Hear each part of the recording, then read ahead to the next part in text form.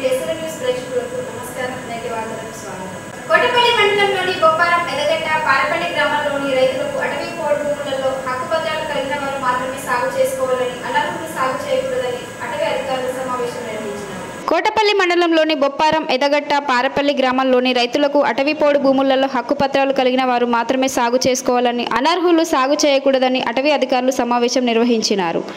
చట్ట వ్యతిరేక పనులు చేయకూడదని అటవీ వన్యప్రాణుల గురించి అవగాహన చేసినారు. ఈ సమావేశంలో కోటపల్లి అటవీ క్షేత్రాధికారి సదానందం, కోటపల్లి రేంజ్ సిబ్బంది పాల్గొన్నారు. లేని గిరిజనులు కూడా హక్కుదారులు కాదు. ఇప్పుడు హక్కుపత్రం ఉంటుంది, వాళ్ళకి హక్కుపత్రం లేని వాళ్ళు గిరిజనులు ఉంటారు, వాళ్ళు కూడా చేయడానికి లేదు. నేను గిరిజనే కదా, నేను చేసుకుంటా అంటే హక్కుపత్రం ఉండాలి. ఇప్పుడు ఎట్లయితే నీకు పట్టా ఉంటుందో, పట్టా ఉంటే నువ్వు పట్టేదారు. పట్టా లేకుంటే కాదు కదా. పట్టా లేకుంటే దున్నుకుంటాను నేను, పడవబడిన భూమి అది రెవెన్యూ ల్యాండ్ అది అని దున్నుకుంటాను నడుస్తుందా? నడవదు కదా, దొంగతనం చేసినట్టే కదా. ఈవెన్ చెరువు శిఖంలో చేస్తారు మీరు, చెరువు శిఖంలో చేసినా కూడా అది ఇల్లీగలే కదా. మనకు పట్టా అయితే రాదు, వస్తుందా? రాదు కదా. అట్లనే ఉంటుంది ఇది కూడా, ఏది కూడా చేసినా మీరు అది లీగల్ కింద అవుతుంది. అట్లా ఏం చేయకండి. ఇంకోటి ఏంటంటే మెయిన్ ఇప్పుడు ఎవరైతే పాతది దున్న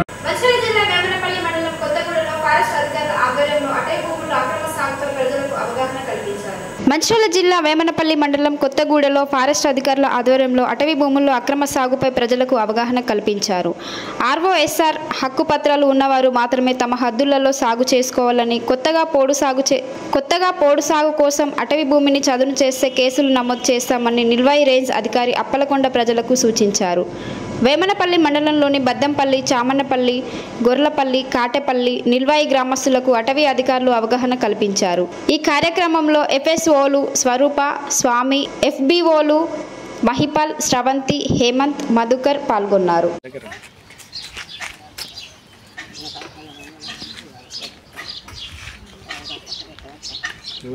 ఇప్పుడు మెయిన్గా మీరు రావడానికి గల కారణం ఏంటంటే, ఇప్పుడు మా ఉన్నతాధికారులు ఫారెస్ట్ రేంజ్ ఆఫీసర్ గారు కానీ, ఎఫ్డిఓ గారు కానీ, ఉన్నతాధికారులు ఇచ్చిన ఆదేశాలు మీకు తెలియజేయడానికి వచ్చినాం. మెయిన్గా ఇప్పుడు చాలామందికి హక్కుపత్రాలు ఉంటాయి కదా, అడవిలో హక్కుపత్రాలు ఉన్నోళ్ళు మాత్రమే వెళ్ళి వారు భూమిని సాగు చేసుకోవచ్చు. ఓకేనా? చెట్లు నరకటం కానీ, మళ్ళీ కోడుకు వేరే ఎక్స్టెండ్ చేయటం, ఎక్కువ చేసుకోవటానికి ఇట్లాంటి ప్రయత్నాలు చేయొద్దు. ఎవరైతే ఆల్రెడీ సాగులో హక్కుపత్రాలు ఉండి సాగులో ఉన్నారో వారు మాత్రమే అక్కడికి వెళ్ళి సాగు చేసుకోవాలి. ఓకేనా? మిగతా వాళ్ళు ఎవరు కూడా అడవిలోకి ప్రవేశించరాదు, చెట్లు నరకరాదు. ఆల్రెడీ అంతకుముందు కేసులు అయిన వాళ్ళు కూడా మళ్ళీ కూడా రిపీట్ చేస్తే మళ్ళీ కేసులు పెట్టడం జరుగుతుంది వారి మీద. ఓకేనా? ఇదొకటి. రెండవది, ఇప్పుడు బీడీ లీఫ్ సీజన్ ఎండాకాలం వచ్చింది కదా, ఖచ్చితంగా బీడీ లీఫ్ సీజన్ సేకరణ మొదలైనప్పుడు మీరు మీ యొక్క ఆధార్ కార్డు జిరాక్స్, ఓకేనా, ముందుగానే కళ్ళెదారికి ఇస్తే వాళ్ళు మీ పేరు మీద నమోదు చేస్తారు మీరు కట్టేసుకోవటానికి. మీరు సేకరణకు అడవిలోకి వెళ్ళినప్పుడు చెట్లను నరకటం కానీ, నిప్పు పెట్టడం కానీ, ఇట్లాంటివి కూడా మీరు అటవీ సంపదను నష్టం చేసే పనులు ఇవి కూడా చేయొద్దు. చేస్తే మీ మీద కేసులు నమోదు చేయడం జరుగుతుంది. ఓకేనా? ఇట్లాంటి విషయాలలో మీరు మన దేశ సంపదను కాపాడటానికి మీ వంతు తోడ్పాటు ఉంటుందని మేము ఆశిస్తున్నాం. ఓకే, జై హింద్.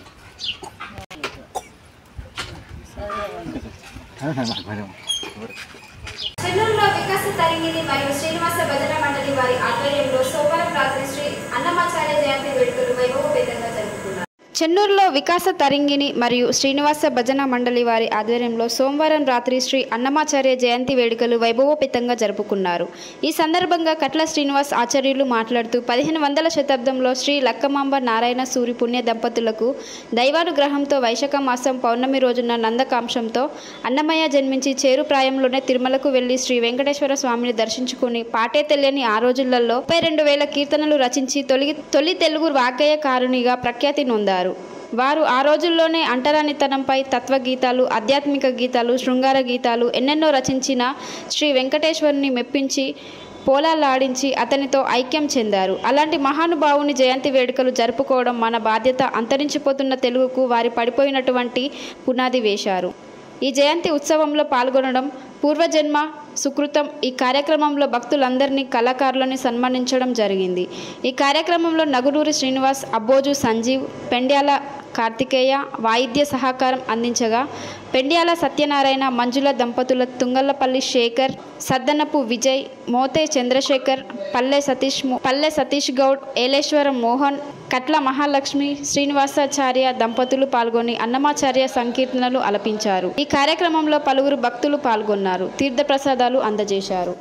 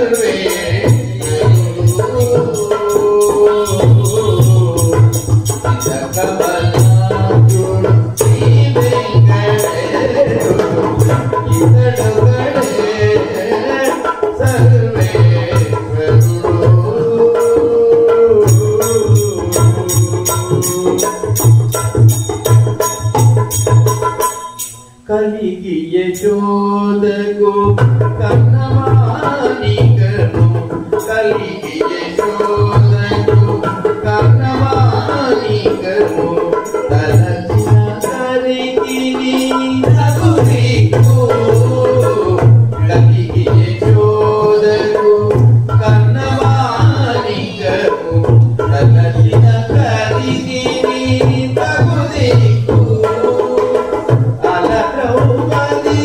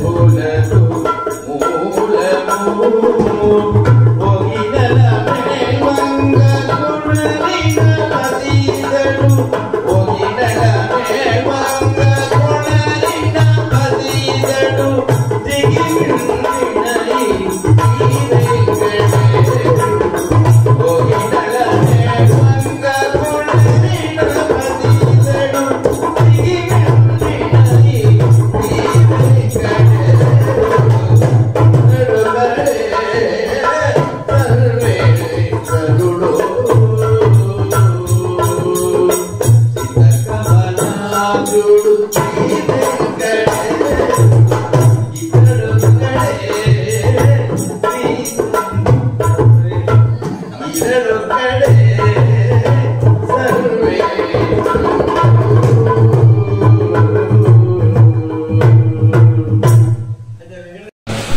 శ్రీ శ్రీదండ శ్రీమన్నారాయణ చిన్నజీవ స్వామివారి పదపద్మాలకు అనేకానేక దాసోహం సమర్పిస్తూ మంచిర్యాల జిల్లాలో చెన్నూరు వికాస్ తరంగిణి శాఖ 186 సంఖ్య. మేము స్వామివారి అనుగ్రహంతో ప్రతి సంవత్సరం కూడా అన్నమాచార్య యొక్క జయంతి జరుపుకుంటున్నాము. ఈ సందర్భంగా అన్నమాచార్య గురించి ఒక 2 విషయాలు చెప్పదలుచుకున్నాం. 1500 శతాబ్దానికి చెందినటువంటి లక్కమాంబ నారాయణ సూర్య దంపతులకు వారికి సంతానం లేక తపస్సాచరిస్తే ఆ యొక్క నందగాండ్తో జన్మించినటువంటి అన్నమాచార్యుడు పాటే తెలియని ప్రపంచానికి వారి చిరుప్రాయంలో వెంకటేశ్వర స్వామిని దర్శించుకోవడం, ఆ స్వామి సేవకే అంకితమై ప్రతి నిత్యం కూడా కీర్తనలు రాస్తూ స్వామిని మురిపిస్తూ స్వామిని ఓలలాడిస్తూ ఆ స్వామిలో ఐక్యమైనారు. వారు చేసినటువంటి భక్తి అసలాంటి వ్యక్తి, అలాంటి గొప్ప మహోన్నత వ్యక్తిగా నవ్వుతో భవిష్యత్తు పుట్టలేడు, పుట్టకూడు కూడా. ఎందుకంటే ఆయన నిస్వార్థంగా వేల కీర్తనలు స్వామివారి యొక్క వైభవాన్ని, వారి యొక్క సేవలను అన్నిటి కూడా స్వామి తన కోసం అంటూ చాలా తక్కువ రాసినటువంటి మహోన్నత వ్యక్తి. అలాంటి ఆయన యొక్క కీర్తనలు పాడుకోవడం మనందరి సౌభాగ్యం. ఈ చెన్నూరులో ఇలాంటి కార్యక్రమాలు జరిగినందుకు పాల్గొన్న భక్తులందరూ కూడా చక్కగా వారి మధురమైనటువంటి కీర్తనలు ఆలపించారు, చక్కటి వైద్య సహకారాన్ని అందించారు. అందరికీ ఆ అన్నమాచార్య యొక్క అనుగ్రహం ఉండాలని, సర్వ మతాలు సమానంగా ఉండాలని, వారు అప్పుడే బ్రహ్మం ఒకటి పర బ్రహ్మం ఒకటి అంటరాని ధనంలోనే అప్పుడు ఎంతోటువంటి దూరమైనటువంటి భావంతో ఉండేవాళ్ళు. అలాంటి అందరూ సమానంగానే ఉండాలి అనేటువంటి ఒక విప్లవాత్మకమైన కీర్తనలు రాశారు, ఆధ్యాత్మిక కీర్తనలు రాశారు, తత్వ కీర్తనలు రాశారు, సామాజిక అన్ని కోణాలను కూడా సృజించి రాసినటువంటి మహోన్నత వ్యక్తిని ఈరోజు మనము వారి కీర్తనలు పాడుకోవడం మన పూర్వజన్మ సుకృతము. అందరికీ దైవానుగ్రహం కలుగాక. జై శ్రీమన్నారాయణ.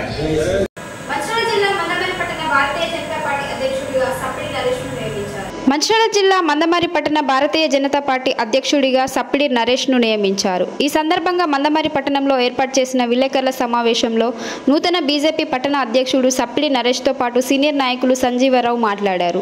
సప్పిడి నరేష్ మాట్లాడుతూ బీజేపీ మందమర్రి పట్టణ అధ్యక్షునిగా నియమించిన భారతీయ జనతా పార్టీ జిల్లా అధ్యక్షుడు నగునూరి వెంకటేశ్వర్ గౌడ్, మాజీ అధ్యక్షులు రఘునాథ్ వెర్రబెల్లికి హృదయపూర్వక ధన్యవాదాలు తెలుపుతున్నానని అన్నారు. నాయకులు, ఎమ్మెల్యేలు, పార్టీలు మారినప్పటికీ మందమర్రి పట్టణం అభివృద్ధికి నోచుకోలేదని, మందమర్రి పట్టణ అభివృద్ధికి భారతీయ జనతా పార్టీ మాత్రమే కృత నిశ్చయంతో ఉందని, ఎమ్మెల్యేలుగా ఎవరు గెలిచినప్పటికీ మందమర్రి పట్టణాన్ని ఇసుమంతా కూడా అభివృద్ధి చేయలేదని, అంతేకాకుండా లేదర్ పార్క్ భూములనే కాకుండా అనేక సింగరేణి ప్రభుత్వ స్థలాలను కబ్జా చేశారని అన్నారు. మందమర్రి పట్టణ బీజేపీ అధ్యక్షుడిగా పట్టణ ప్రజల అవసరాలను గుర్తించి ప్రజల వెంటే ఉంటానని అన్నారు.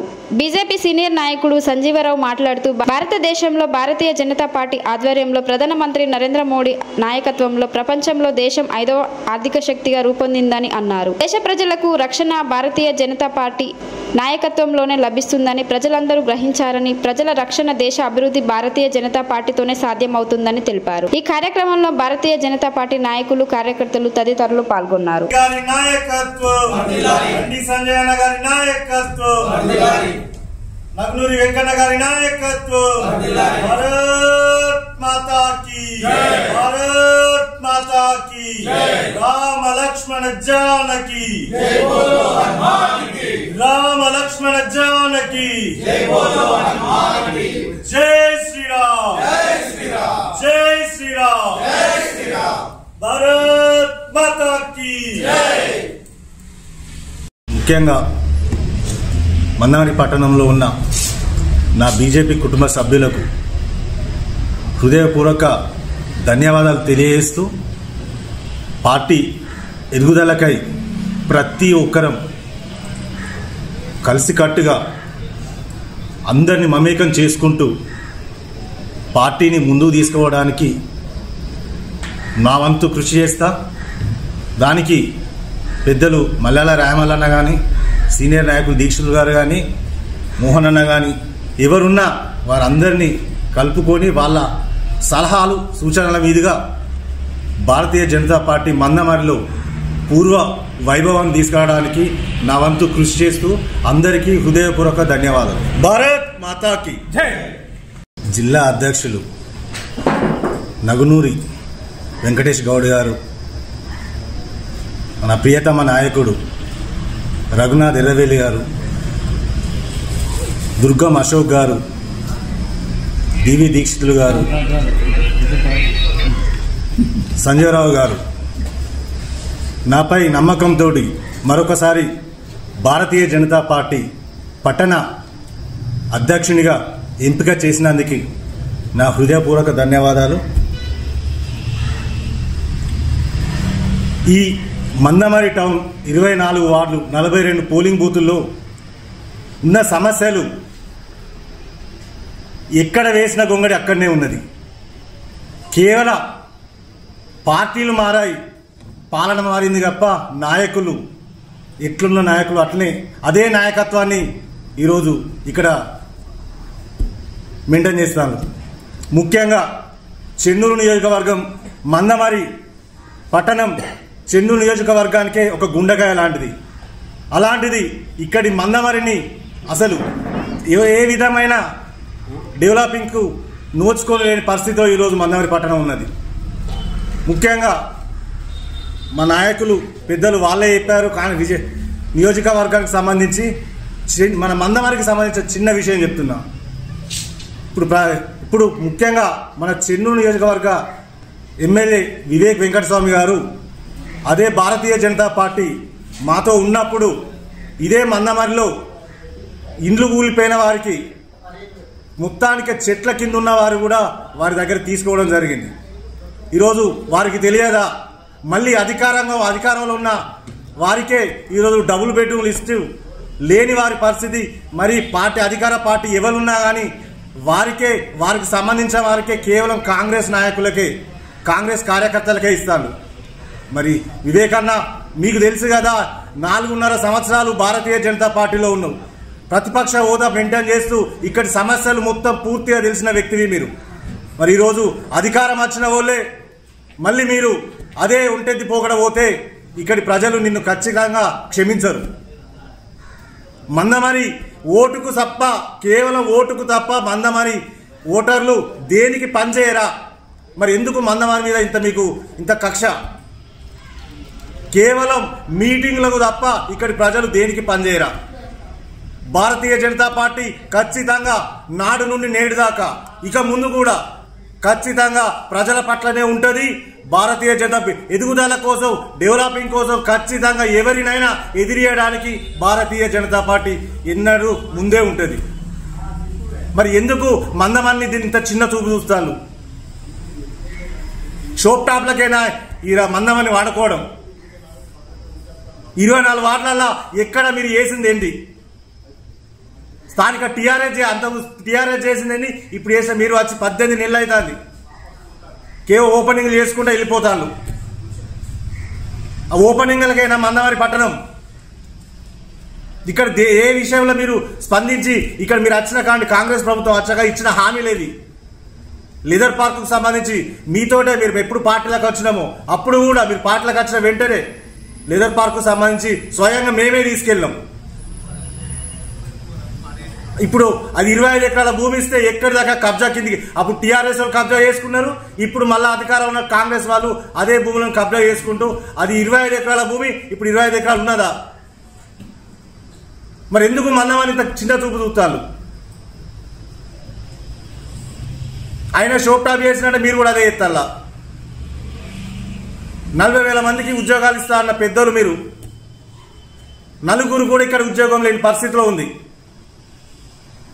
విసికెక్కి కాంగ్రెస్ టీఆర్ఎస్ మీద విసికెక్కి కేవలం కాంగ్రెస్ కు ఓటేస్తే ఇలా మీరు కూడా అదే ఉంటుంది పోగట ఓటు. కేవలం పదవుల కోసమే తిరుగుతున్నారు తప్ప ఇక్కడి ప్రాంత ప్రజల కోసం మొత్తానికి ఆలోచించలేదు. మరి దీనిపై ఖచ్చితంగా మీరు ఒక ఉన్నత స్థాయిలో ఉన్నారు. ఖచ్చితంగా చెన్నూరు నియోజకవర్గానికి సంబంధించి ప్రతి ఒక్క విషయం మీకు తెలుసు. దీనికోసం మీరు మీ దృష్టికి తీసుకొస్తాను. భారతీయ జనతా పార్టీ రాబో కాలంలో ఇదే ఉంటే పోకట మీరు పోతే ఖచ్చితంగా ఉద్యమం మందమని ఉండే స్టార్ట్ చేస్తామని తెలియజేస్తూ భారత్ మాతాకి మందమర్రి పట్టణ నూతన అధ్యక్షుడిగా జిల్లా పార్టీ నియమించబడినటువంటి రాష్ట్ర పార్టీ ఆదేశానుసారం నియమించబడినటువంటి సప్పిడి నరేష్ గారికి జిల్లా పార్టీ తరఫున పట్టణ పార్టీ తరఫున వారికి ముందుగా శుభాకాంక్షలు. అదేవిధంగా ఈ దేశం ఈరోజు నరేంద్ర మోడీ గారి పరిపాలన గత 10 సంవత్సరాల నుంచి చూస్తూ ఉంది. నిజంగా అసలు నరేంద్ర మోడీ గారు అంటూ అనేవారు లేకపోతే ఈ ప్రజల పరిస్థితి ఏంది, ఈ దేశ పరిస్థితి ఏందని చర్చించుకునే స్థాయికి 10 సంవత్సరాల్లో వారి పరిపాలన చూసి చర్చించుకునే స్థాయికి వచ్చింది. ఇలా ఏ గల్లీకి వెళ్ళినా, ఏ పట్టణానికి వెళ్ళినా, ఎక్కడికి వెళ్ళినా అసలు మనకు మోడీ గారు లేకపోతే మన పరిస్థితి ఏందని ఆలోచన చేస్తూ ఉన్నారు. నిజంగా ఊహించినటువంటి కార్యక్రమాలు, అది ఆర్టికల్ 370 రద్దు అయితేనేమి, అయోధ్యలో రామ మందిర నిర్మాణం అయితేనేమి, ఇప్పుడు తీసుకున్నటువంటి వక్ఫ్ బోర్డు సవరణ కావచ్చు, 1 నేషన్ 1 ఎలక్షన్ కావచ్చు, యూనిఫామ్ సివిల్ కోడ్ కావచ్చు, ఈ విధంగా భారతదేశంలోని మెజారిటీ ప్రజల అభిప్రాయ ప్రకారం వారి యొక్క పరిపాలన సాగుతూ ఉంది.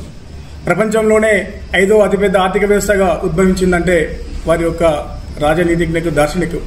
ఇలా ప్రపంచం అంతా కూడా భారతదేశం వైపు చూస్తూ ఉంది. ప్రపంచంలోని దేశాలన్నీ కూడా భారతదేశం వైపు ఒకసారి భారతదేశం ఈ స్థాయిలో ఎలా ఉంది అని చెప్పేసి చర్చించుకునే స్థాయికి ఎదిగింది. గతంలో అనేక ఉగ్రదాడులు జరిగినాయి. అయ్యో, ఉగ్రదాడి చేయడం వల్ల 100 మంది ప్రాణాలు పోయినాయి, 1000 మంది ప్రాణాలు పోయినాయి అని చర్చించుకున్నాం, పాపం అనుకున్నాం, నివాళులు అర్పించినాం. కానీ నరేంద్ర మోడీ గారి నాయకత్వంలో, భారతదేశంలో ఉన్నటువంటి నరేంద్ర మోడీ నాయకత్వంలో ఉన్నటువంటి భారతదేశంలో ఈరోజు జమ్మూ కాశ్మీర్లో ఉగ్రదాడి జరిగితే ఆ ఉగ్రదాడి మతం పేరు మీద నువ్వు హిందువా ముస్లిమా అని చెప్పేసి వారు చంపేస్తే ఇవాళ మన దేశం ఏం చేసిందని చెప్పేసి ప్రజలందరూ చూశారు. ఆపరేషన్ సింధూర్ పేరు మీద 100 మంది టెర్రరిస్టులను మన దేశంలోనే ఉండి పాకిస్తాన్లో ఉన్న 100 మంది టెర్రరిస్టులను ఇలా హతం చేసినటువంటి సంఘటన మనం మొన్నటి నుంచి చూస్తూ ఉన్నాం. ఈ విధంగా ఏదైతే తల్లులకి తన యొక్క సింధూరాన్ని కోల్పోయినటువంటి తల్లులకి ఈరోజు ఎంతో కొంత సాంత్వన కల్పించినటువంటి గొప్ప వ్యక్తి మన ప్రధాని నరేంద్ర మోడీ గారు. నిజంగా ఈరోజు ఇంకా ఇది యుద్ధం ముగిసిపోలేదని ఈ సందర్భంగా నేను చెప్తా ఉన్నాను. పాకిస్తాన్కి ఒక రకమైన హెచ్చరిక పంపేయడం జరిగింది నిన్న. మరొకసారి టెర్రరిస్ట్ అటాక్ జరిగితే, ఉగ్రదాడి జరిగితే అది యుద్ధంగా భావిస్తాం. అంటే మరొకసారి ఈ ఉగ్రదాడి జరిగితే అది పాకిస్తాన్ చేయించినట్టే, పాకిస్తాన్ మీద మేము వెంటనే యుద్ధం ప్రారంభిస్తామని చెప్పేసి చెప్పడం జరిగింది. ఒకవేళ పాకిస్తాన్తో చర్చలు అనేవి ఉంటే అది పిఓకేని, పాకిస్తాన్ ఆక్రమిత కాశ్మీర్ను వదులుకుంటేనే చర్చలు, ఈ ఉగ్రవాదుల్ని ఆ దేశం నుంచి వెలివేస్తేనే చర్చలు అని చెప్పేసి చాలా ఖచ్చితంగా చెప్పడం జరిగింది. ఇందులో వేరే దేశానికి జోడడం జరిగింది. ఇవాళ ప్రపంచం మొత్తం కూడా ఆలోచన చేస్తూ ఉంది. నిజంగా ప్రపంచానికి చాటి చెప్పిన మన యొక్క బలాన్ని మనలో కొద్దిమంది మాట్లాడుతూ ఉన్నారు. నరేంద్ర మోడీ గారు వెనక్కి వచ్చారా, ఏమైంది, ఏం జరిగింది అనేది. వెనక్కి రావడం కాదు, ప్రపంచ దేశాలన్నింటికీ మన యొక్క సైనిక బలాన్ని, మనకున్నటువంటి శక్తిని మనం చాటి చెప్పినాం. ఇది మామూలు శక్తి కాదు. వాళ్ళు పంపిన అనేక డ్రోన్లను, మిసైల్స్ని మనం చాలా పటిష్టంగా ఎదుర్కొని ఎటువంటి నష్టం జరగకుండా వాటిని మనం కూల్చిపడేయడం జరిగింది. మన దేశంలో ఉండి వాళ్ళ స్థావరాలపై మన మిసైల్స్ పంపించి వాళ్ళని నాశనం చేయడం జరిగింది. అంటే ఇవాళ ఒక రకంగా అమెరికాలో ఉన్నటువంటి జీపీఎస్ సిస్టమ్ కావచ్చు, రష్యాలో ఉన్నటువంటి గ్రోవిస్ సిస్టమ్ కన్నా ఒక మంచి సిస్టమ్ ఇవాళ భారతదేశం దగ్గర ఉన్నది కాబట్టి అంత చాలా ఒక నిర్ణయాత్మకంగా ఖచ్చితత్వంగా అక్కడ డ్రోన్లను వదిలేసి మన ఉగ్రవాదులను చంపడం జరిగింది. అక్కడ ఉన్నటువంటి ప్రజలకి హాని కలగకుండా. నిజంగా మనం దాడి చేయాలనుకుంటే పాకిస్తాన్ నాశనం అయిపోతుంది. మన బలాన్ని మనం చూపించడం జరిగింది. కానీ మనకున్నటువంటి మానవత దృక్పథంతో పాకిస్తాన్ ప్రజలకు ఎటువంటి హాని కలగకుండా అక్కడ ఉన్నటువంటి ఉగ్రవాదులు మాత్రమే మనం వేరువేశాం.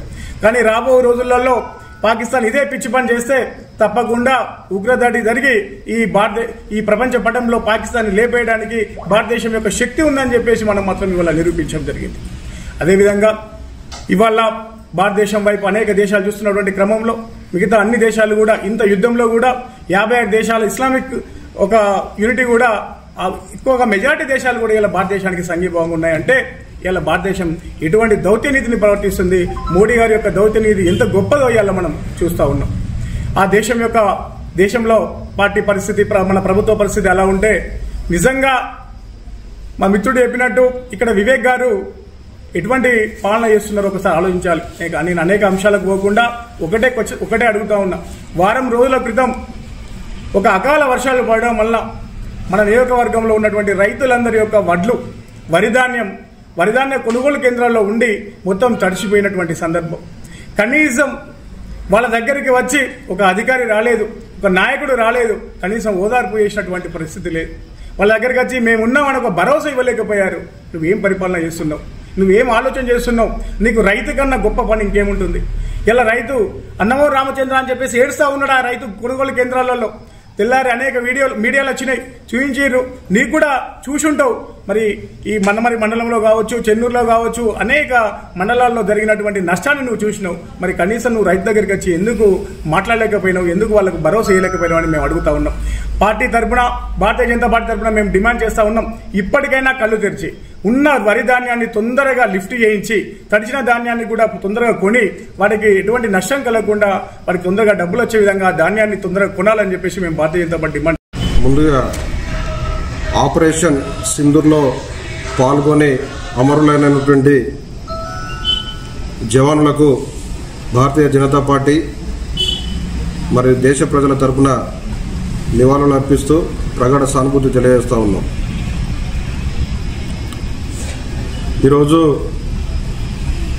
చెన్నూరు నియోజకవర్గంలో మరి అనేకమైనటువంటి సమస్యలతోటి ప్రజలు సతమతమవుతూ ఉంటే మరి మార్పు కోసం, ప్రజల అభివృద్ధి కోసం అని ప్రజలు నమ్మి కాంగ్రెస్ పార్టీకి పట్టం కడితే, ఒకవైపు కాంగ్రెస్ పార్టీ ప్రజలను మోసం చేస్తూ ఉంటే మరి ఆ మోసానికి వత్తాసు పలుకుతూ ప్రజా సంక్షేమాన్ని గాలికి వదిలేసి గౌరవ శాసనసభ్యులు వివేక్ గారు మరి కులపిచ్చితోటి రాష్ట్రంలో పర్యటన చేస్తూ ప్రజా సంక్షేమాన్ని గాలికి వదిలేరు అనేది మరి ప్రజలందరూ గమనిస్తూ ఉన్నారు.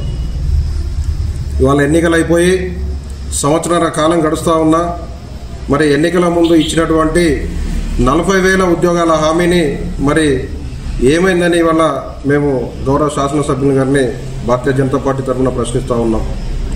ఎన్నికలు అయిపోయి సంవత్సరాల కాలం, ఈ సంవత్సరాల కాలంలో యువతకి ఇస్తానన్న ఉద్యోగాలు పక్కన పెట్టి మరి వారి కుటుంబంలో వారి కొడుకు ఉద్యోగం కల్పించుకునేదానికి శతవిధాల ప్రయత్నం చేసి విజయవంతమై మరి వాళ్ళ ఆయనకు మంత్రి పదవి కోసం మరి కులాన్ని ముందడ పెట్టుకొని ఏదైతే రాజ్యాంగబద్ధంగా ప్రమాణం చేసి ఒక వర్గానికి కానీ, కులానికి కానీ, మతానికి కానీ నేను సపోర్ట్ చేయనని రాజ్యాంగం మీద మరి ఒట్టేసి ప్రమాణ స్వీకారం చేసినటువంటి శాసనసభ్యులు గారు మరి ఇవాళ రాజ్యాంగాన్ని అవమానించే విధంగా వారు ప్రవర్తించడం చాలా దుర్మార్గమైనటువంటి విషయం.